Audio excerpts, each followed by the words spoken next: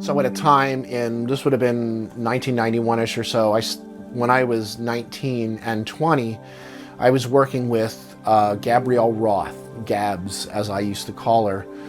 Gabrielle was a huge influence on me, a huge mentor. If anybody's ever heard of the 5 rhythms ecstatic dance, that stuff comes from Gabrielle. And this is a little mousy woman who, back in the 60s and 70s couldn't even dance.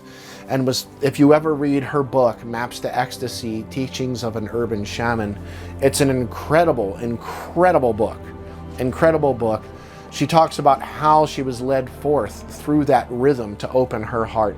So here's a quote from Gabs, and it's funny because any of the pictures I have with her, I'm just like, and she's just all around me wide open, and I had my awful mullet and stuff like that at that time for a couple of years, awful 90s stuff. So this is from Gabrielle.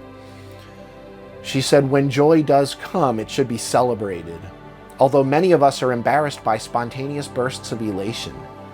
It's not that we think there's something wrong with being joyful, but that," does this sound familiar? "We may have a notion that it's not cool or sophisticated to be too joyful or too openly emotional. We're often as uncomfortable about having hearts as we are about having bodies. When we experience moments of ecstasy in play, in stillness, in art, in sex, they come not as an exception, as an accident, but as a taste of what life is meant to be. Why shouldn't we be able to live more and more in ecstasy if we have the courage to venture out of inertia and imitation into intuition and imagination? Ecstasy is an ideal, a goal, but it can be the expectation of every day.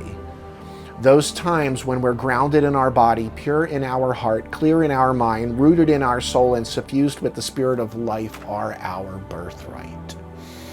Flowing staccato, chaos, lyrical, and stillness." I'm honored to know that I was there right in the very, very early stages of her expression of that in the world. And I'm honored to have known her. Again, it's amazing how much we shut our own energy down because of the shame or fear of shining too bright. You're not here for that. You are here to be wide open, and I love you all so, so much, just as you are. Let it shine.